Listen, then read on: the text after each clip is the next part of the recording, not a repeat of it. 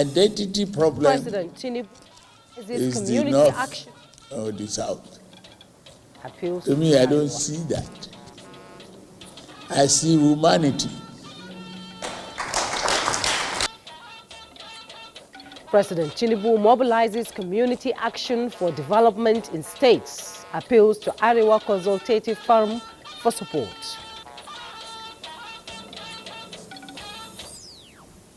Supreme Court gives 7-day ultimatum to state governors to respond to suit filed by the federal government on local government autonomy. There is no immediate plan to relocate. We believe, based on what we have seen, we can fix the problem ahead of the election. INEC allays fears of conduct of governorship poll in Edo State, confirms critical facilities are unaffected by recent flooding incidents. A warm evening to you and welcome to NTA Network News. I am Jummai Yusuf.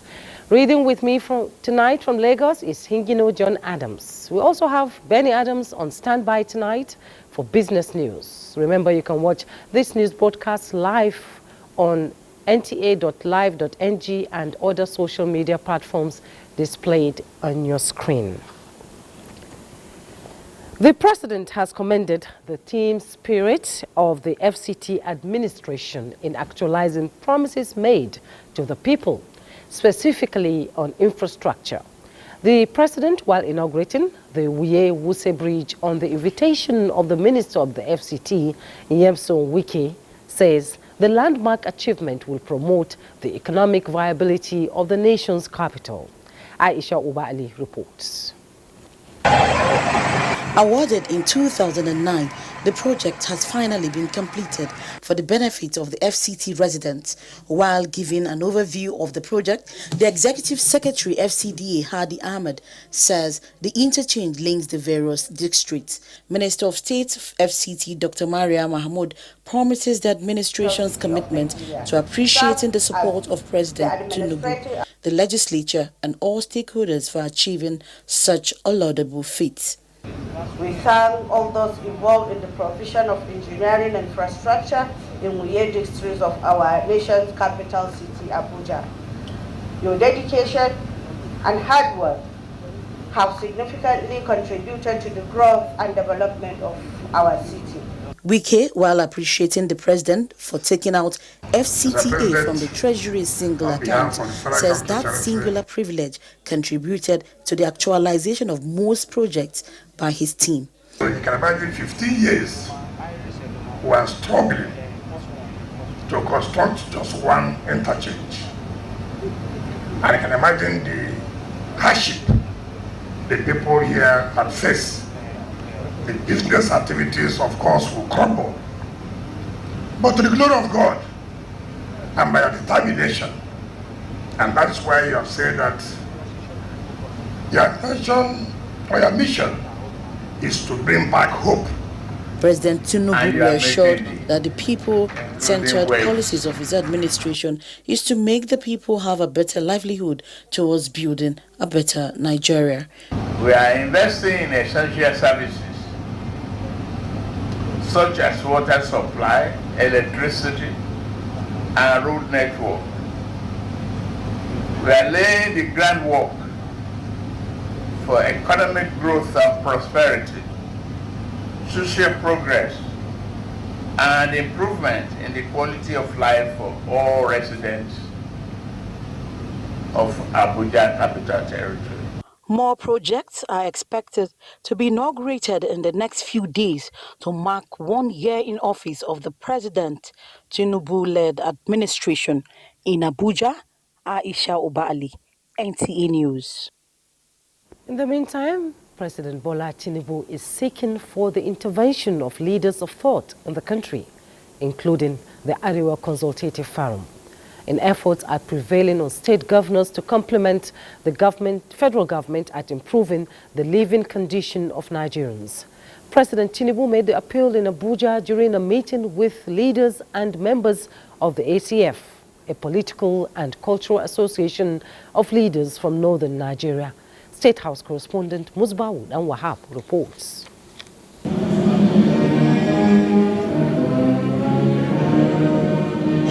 playing out again the returning national anthem recognizing the Nigeria's diversity. And these are a segment of spices in the nation's diversity.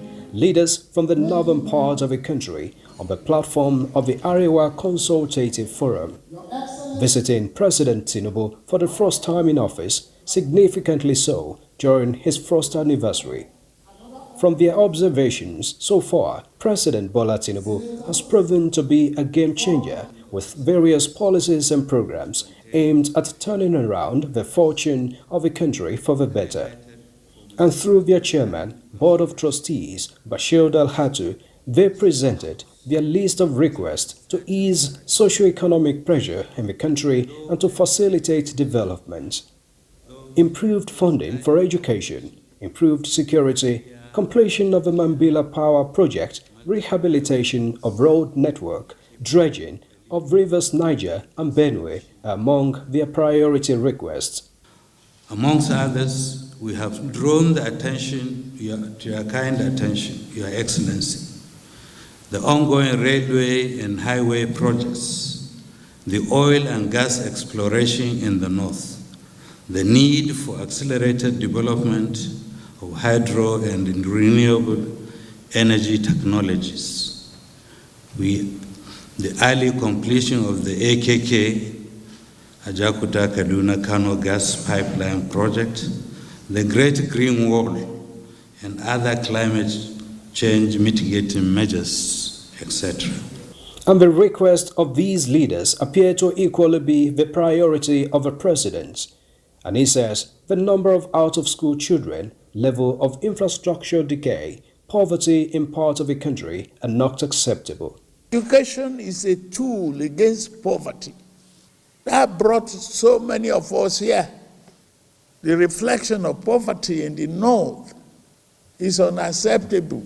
It is the interest of Nigeria to make sure that we pay attention to the cause and eradicate the reason for that situation.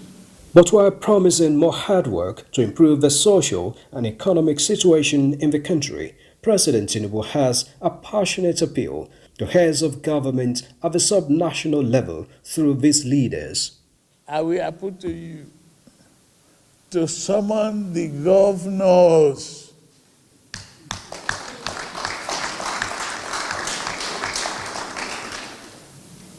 summon them, call them up. I'm doing my best to improve the revenue of the country and giving them their dues. But they must equally be sympathetic to the populace, and they must consider the need of the local people. People reside in the local government. If the local government are not free, don't hang on to the number. We have 774 local governments. It's just a number. Is it effective? Is it reaching the real people? And when we want the votes, we go to the locals. When we get the vote, we move to Abuja. And with Nigeria providentially united in diversity, the president says this remains a strength that must be protected. From the State House, Musbao, then Wahab, NTA News. Now, the Abuja Metro, which was just inaugurated for commercial operations by President Tinubu, is already bustling with activities, with passengers catching free rides to various destinations.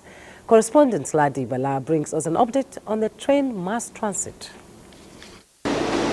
The completion and flag off of the Abuja Rail Mass Transit by President Ahmed Bola Tinubu is a testament of the renewed hope initiative for residents of Abuja grappling with transportation issues. It works, guys. It's no scam. See, fully air conditioned. I'm actually excited. Ease of movement and cheaper transportation. The metro train has commenced free services to airport with 7 stop stations along the route serving many communities. We are very happy to see here happening in Nigeria. We used to see this kind of thing in like Dubai, UK and Morocco. But now we see it here in our country. These are the things we would like to experience. And as you experience this, the zeal, the commitment, the patriotism start flowing back. Excited. This is my first time. If you want to travel, just come to the train. If you want to go to Kaduna, anywhere. The train offers 4 services daily for now, until the free ride period is over.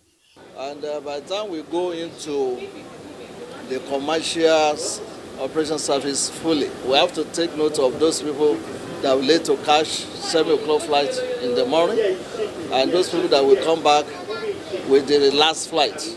Those people that will follow national rail to Kaduna and come back, we will take note of all this, and they will work with a efficient timetable. My metro, which is at the central business district to airport. Those with cars have no need to worry about where to park them before boarding, as car park has been provided for those coming from the airport. The train station, no doubt, is of world-class standard. Last time I entered a train like this was in London. So this is beautiful.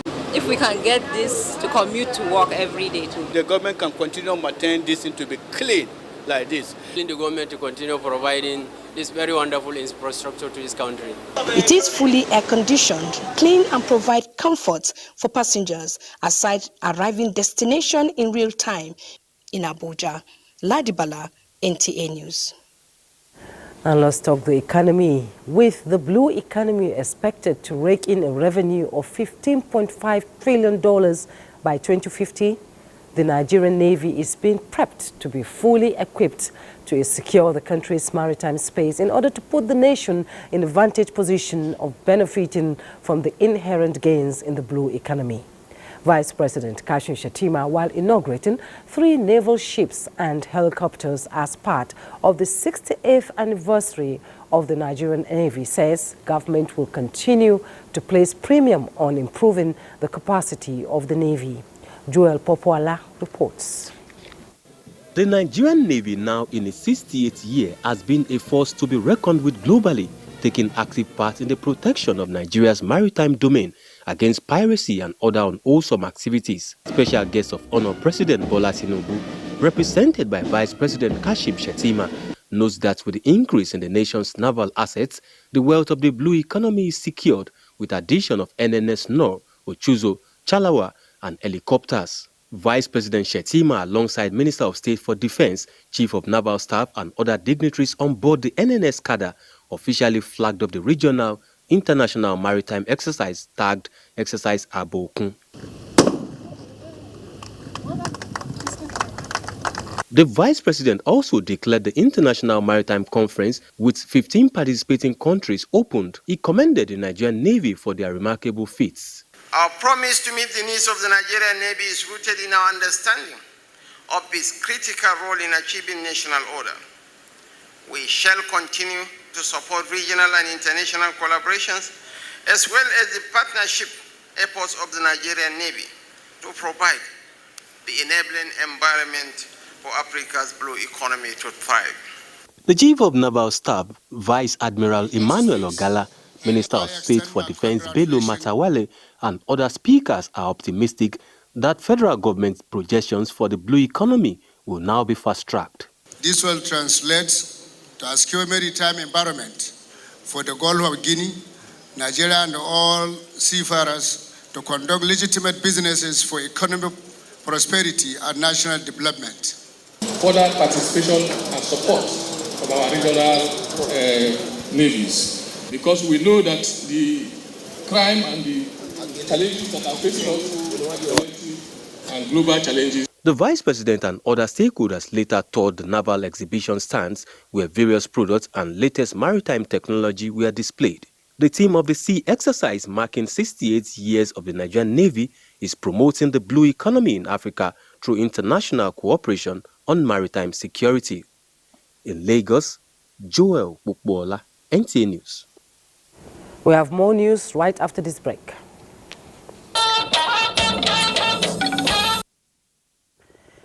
National Orientation Agency has issued a directive to all community orientation and mobilization officers in the 774 local governments to commit the newly signed national anthem to memory by Monday, June 3rd, 2024.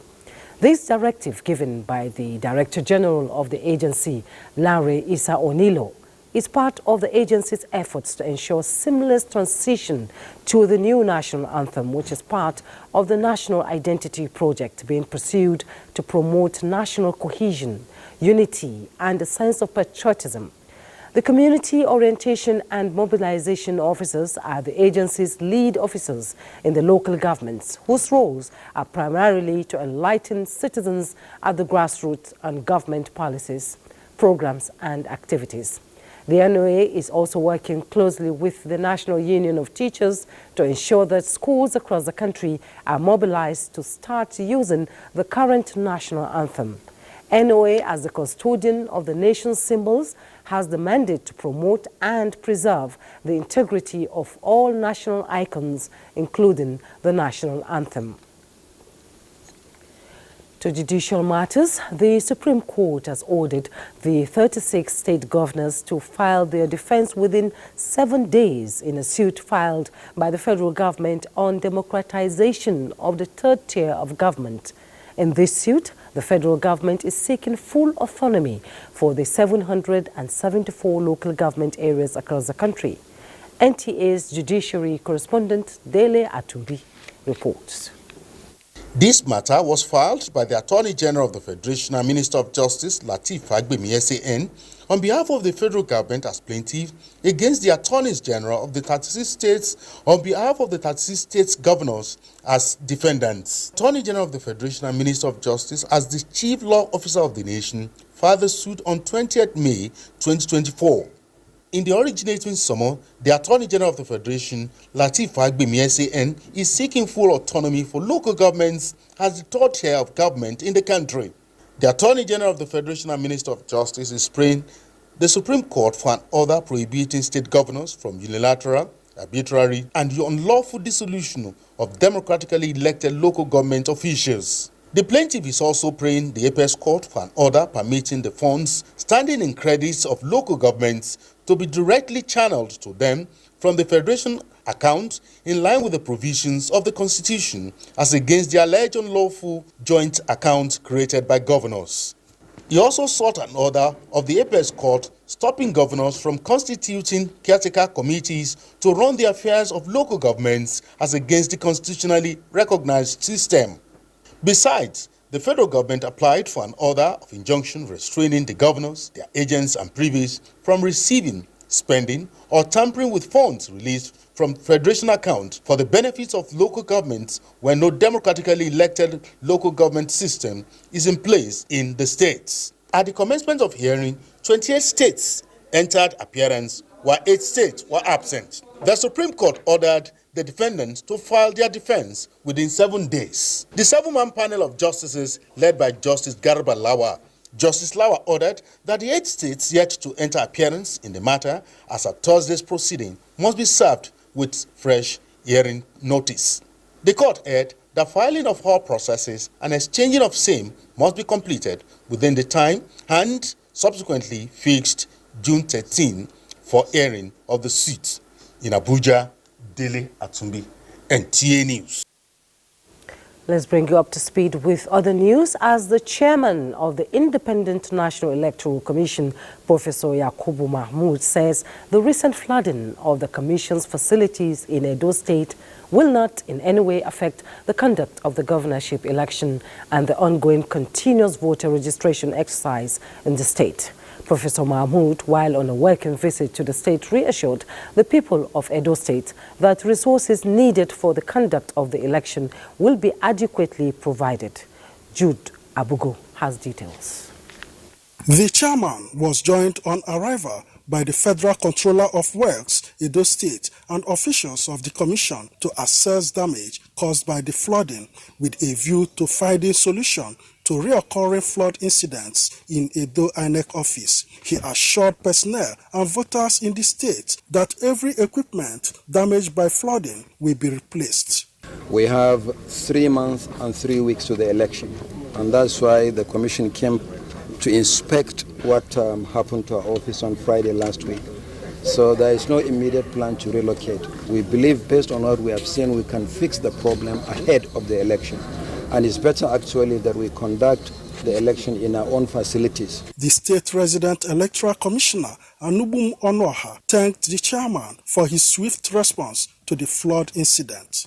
All the assurance we are giving you here is that the mandate and the vision of the commission will be maintained in Edo. The chairman, Mahmoud Yakubu, visited some severe registration centers to monitor the process and to address concerns arising from the exercise. The ANEC chairman assured electorate that he will meet with heads of security agencies in the state to address their security concerns. In Benin, Jude Abugu, NTA News. 5 years down the line, the Petroleum Technology Development Fund, PTDF, professorial gas chair at the University of Port Harcourt, is creating opportunities for development of expertise, equipment and indigenous technologies for efficient gas utilization, as well as leak detection and repair for the industry in Nigeria. This was demonstrated at the Technical Knowledge Sharing and Close-Out Seminar held at the University of Port Harcourt, Rivers State. Kisley Amajiri reports. Close-Out Seminar for the University of Port Harcourt Professorial Research Chair marks the end of a 5-year research funded by the PTDF. Key objective of the research is to advance efficiency in gas utilization, leakages and repairs. The gas chair research team drew experts from the academia and the oil and gas industry. When you have a good plan design philosophy, preventive maintenance and good leak detection repair program, that will help you do what? Reduce your losses. We are to build capacity and for the university, build capabilities, and also we are to add value to the economy. So what we did, initially we did gas utilization in the first 3 years, 2.5 years finished, and entered into gas transmission leakages. Now gas is energy of today and energy of the future. Executive Secretary PTDF AG Aminu represented says human capital development is critical for the agency towards national development. The research and development is also to build capacity as well as look at different areas of challenges in the oil and gas industry where we can now commission people to conduct research and provide solutions. Vice Chancellor, University of Port Harcourt, Professor Onare Georgewill, notes that the work done by the chair has been monumental in capacity development and fabrication of equipment. The achievement of this year under the period under review, you can't even imagine it. So much has been achieved. Professorial chair money is dedicated for specific studies intended to help create new knowledge, innovation, and or provide solutions to societal needs. In Port Harcourt, Kingsley Amajiri, NTA News.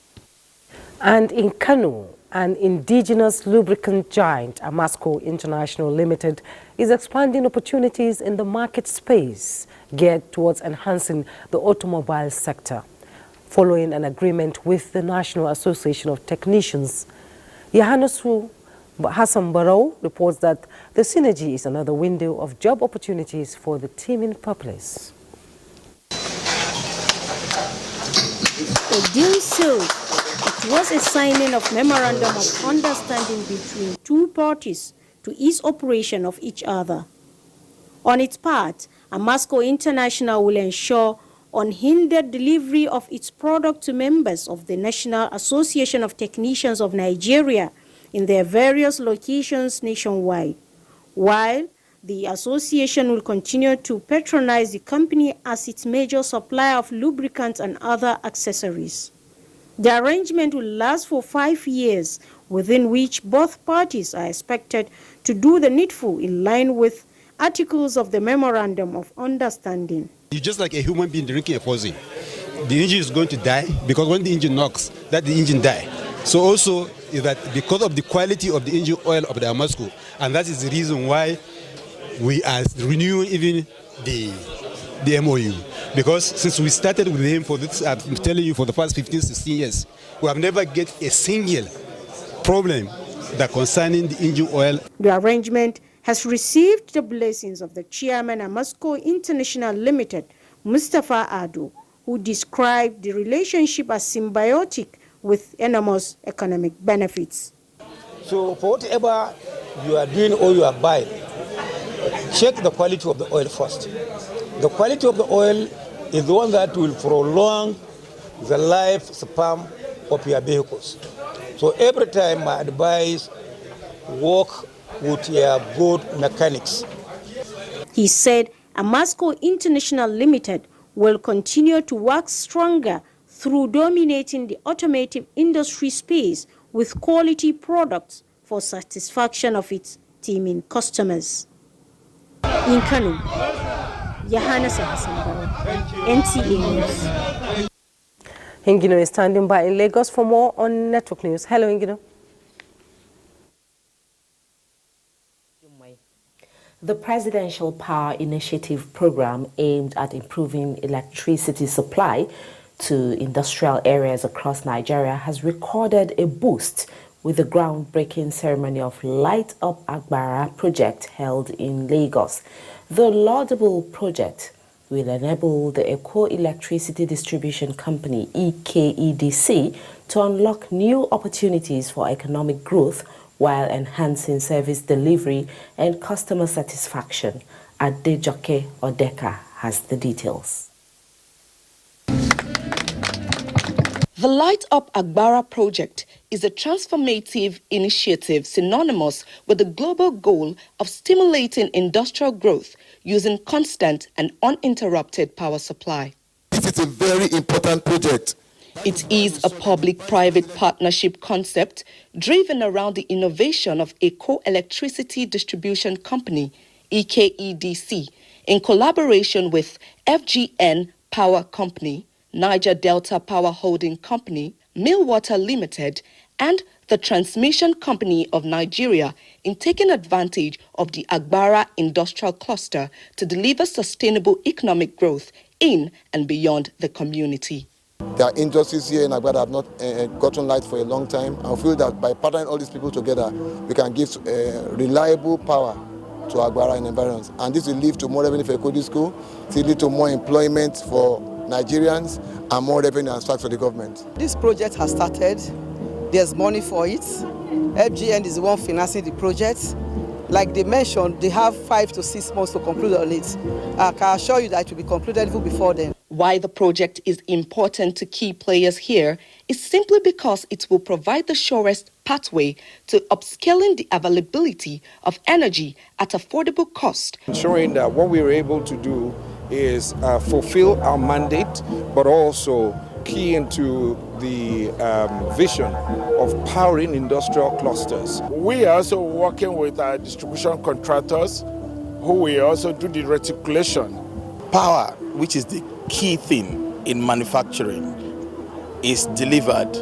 The economic growth in a place is assured. The commitment to the actualization of the initiative is visible as a multi-million-dollar mobile substation.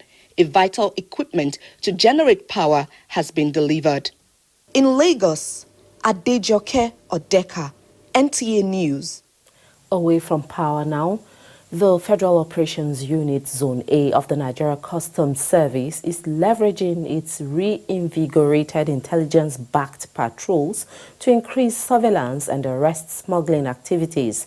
The controller of the unit, Kola Oladeji, said this is yielding results with the seizure of 203 items and arrest of 20 suspects within 6 weeks. Michael Olale reports.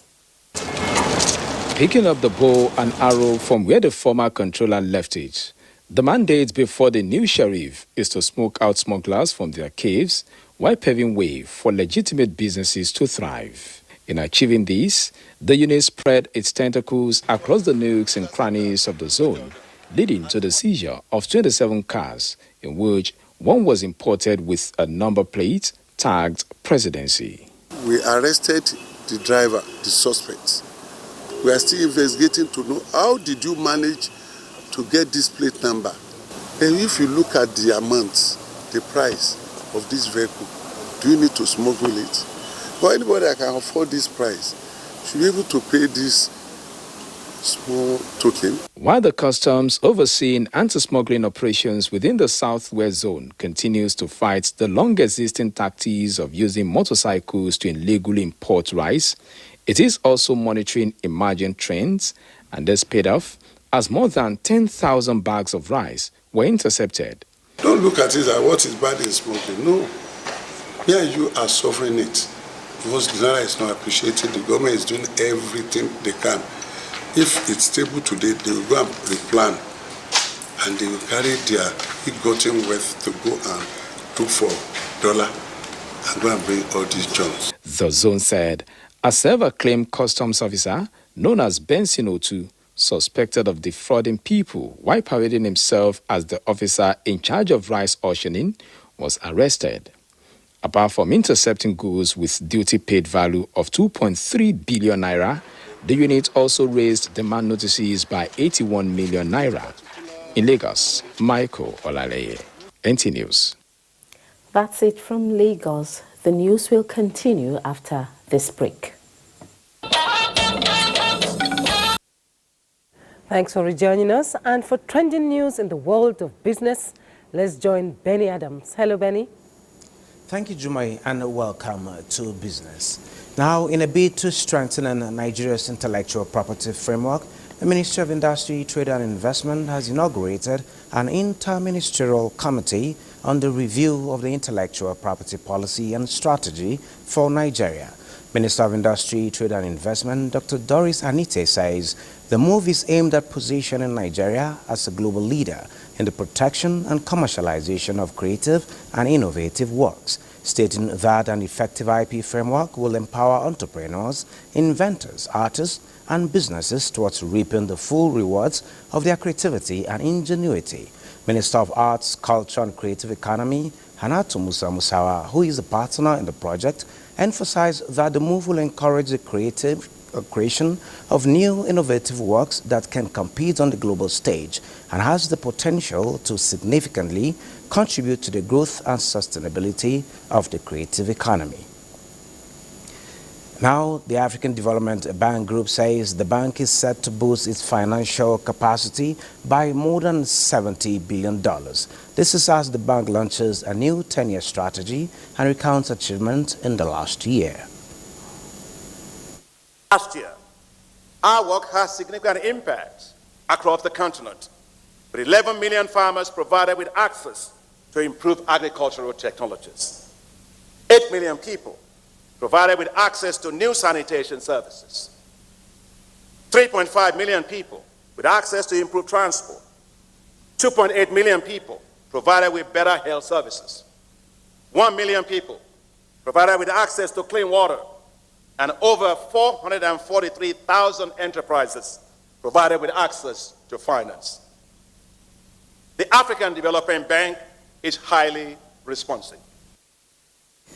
And a quick look at the markets. Investors gained 259.8 billion naira as the all-share index advanced by 0.46%. A total of 309.7 million shares and 7,035 deals, corresponding to a market value of 5.436 billion naira, were traded. Today's data shows 40% decline in volume, 14% improvement in turnover, but 10% decline in deals. The current market capitalization is 56.2 trillion naira.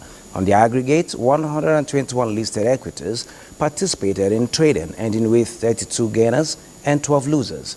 Access Holdings recorded the highest volume of traded shares, followed by Zenith Bank and Universal Insurance Company. Well, that is business news. Network News continues with Jumai. Thank you, Benny. Always nice doing business with you. A digital resource center that will provide wide range of digital educational materials, including textbooks, lesson plans, videos, and interactive content accessible to students and teachers have been commissioned by the Minister of Education, Professor Tahir Mamman. Christiana Akonde reports that it is in the quest to upgrade and secure the future of education through the use of up-to-date technology.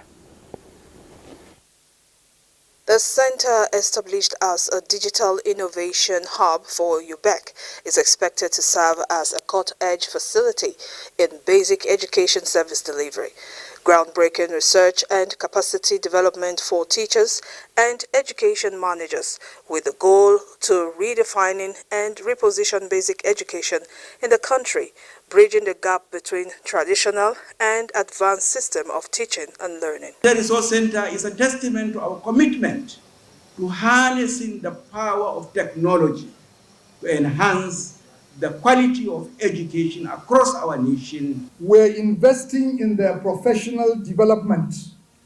We are equipping them with the latest digital pedagogy and tools to transform their teaching practices. The edifice is part of the Renewed Hope initiative for the present administration to prioritize educational infrastructure with adequate resources.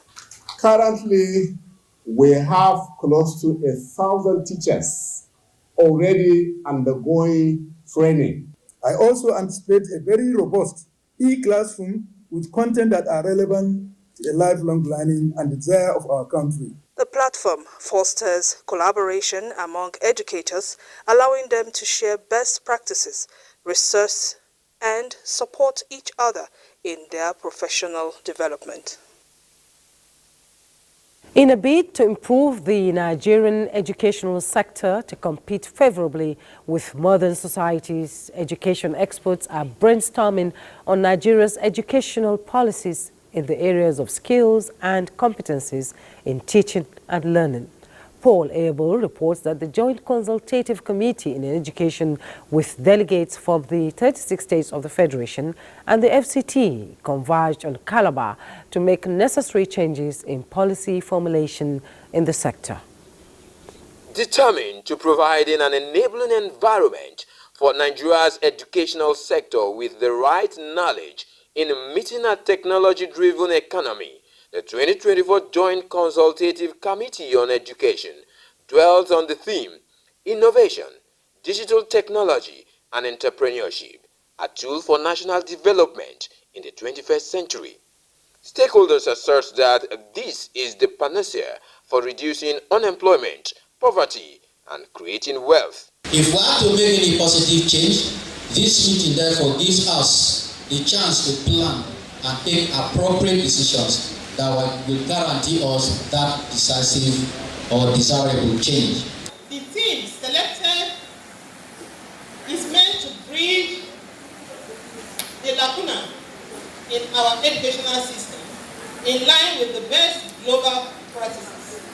Declaring the summit open, Governor of Cross River State, Senator Basio Tu, represented by the Commissioner for Education, Senator Stephen Ode, opines that the theme of the meeting is in tandem with his policy on paradigm shift from the old way of teaching and learning to meet emerging trends. Within the 1 year of my administration, I have committed close to ₦500 billion for the registration of senior secondary students of Cross River State for WAEC examination. This summit is expected to provide recommendations to policymakers that will reposition the sector for sustainable development in the country. In Calabar, Paul Abel, NTA News. The National Commission for Refugees, Migrants and Internally Displaced Persons, in partnership with the International Organization for Migration, IOM, have received more returnees from Sudan. The Federal Commissioner Tijani Aliu Ahmed, while receiving them at the Nnamdi Azikiwe International Airport, says the federal government will continue to ensure Nigerians return home in safety and in dignity. The anxiety and the long wait to be back home is finally a reality. These are Nigerians who were trapped in Sudan as a result of the crisis in the country. The National Commission for Refugees, Migrants and Internally Displaced Persons, in partnership with the International Organization for Migration, have been working to ensure their return home safely. Yahanatu Awal is among the 29 returnees. She left the country more than a year ago in search of greener pastures. I had challenges with my marriage, so I decided to leave the country for Sudan. But I am glad to be back home. No place like home. I have spent 5 years in Sudan. I went to visit my aunt, but I'm glad to be back home. I miss my family. I want to thank the IOM based on their contribution, both financially and morally, towards ensuring that Nigerians who have left far away in many countries outside of Nigeria are being returned home. The National Commission for Refugees, Migrants and Internally Displaced Persons is also making arrangements to return our Nigerians who are in Cameroon, to the tune of about 50,000 of them. We also have not less than 14,000 of them in Chad. The returnees will be taken to a transit camp for psychosocial support before reintegration to their respective states. From January to date, the Commission and the IOM have facilitated the return of 1,950 Nigerians back to the country. In Abuja, Ruth Aguele, NTA News. Let's pause for some messages. We'll be right back. Vote counting underway in South Africa and registration of candidates to replace late Ibrahim Raisi in next month's snap election in Iran is ongoing. Comfort Fashion has details on these and other reports on Global Updates. Although South Africa's final election results are expected over the weekend, but some results have been announced indicating that the ruling ANC are on the lead with 44%, followed by the Liberal Democratic Alliance at 25%. Meanwhile, the main opposition party, DA, has signed a pact with 10 other parties to form coalition so they can dislodge the ANC from power. And in Iran, candidate registration for the 14th presidential elections has begun towards replacing the late president Ibrahim Raisi. Presidential hopefuls only have 5 days to register, and final list of candidates will be announced on June 11. In another news, food prices are soaring in Ghana as the West African nation grapples with declining food production due to recent adverse weather conditions. The Ghanaian government has, however, announced the implementation of the Phase 2 of its planting season for Food and Jobs program to cushion the effects. Comfort Fashion, NTA News. Sport update is next. In a strategic technical meeting with presidents of federations, Minister of Sports Development John Indo expresses his commitment in preparing Team Nigeria for the upcoming Paris 2024 Olympic Games and Paralympic Games held Thursday at the Moshood Abiola National Stadium, Abuja. He emphasizes the importance of building on the success of Nigerians' performance to surpass its best Olympic record achieved at the Atlanta 1996 Games. He therefore highlights the need for early evaluation of any challenges that could potentially hinder Team Nigerians' performance. Giving an opportunity to our ministerial podium, performance advisory committee to also provide some advice and suggestions as they keep engaging, and also an opportunity to share with the various federations the various plans for training in country and training abroad and the various locations and the timelines. Meanwhile, the Nigerian Wrestling Federation has started a training camp in Yenagoa, Bayelsa State capital, in preparation for the upcoming Paris 2024 Olympics. The camp, which began on May 29, 2024, will feature a total of 6 athletes representing Nigeria in the wrestling event, including 5 females and 1 male. One of the athletes leading the team is Blessing Oborodudu, who won the silver medal at the Tokyo 2020 Olympics. It's a stronghold for Nigeria. We're going to the Olympics with a lot of optimism, going with probably one of the biggest contingent to the Olympics ever. And we're very hopeful that things will turn around for good. The end of the 2023-2024 campaign is drawing even closer, as Saturday's Champions League final will bring the curtain down and another enthralling season of European football. Borussia Dortmund and Real Madrid will both head to Wembley this weekend to chance their arm at the ultimate prize in club football, with storylines on both sides, making this a seriously exciting prospect. And finally, reigning champion Novak Djokovic progressed towards securing his fourth French Open title by achieving a commanding victory of 6-4, 6-1, 6-2 over Roberto in the second round. For Sports Update, Bright Ebuchu, NTA News. That's NTA Network News. On behalf of the production crew, thank you for your time. I am Jummai Yusuf.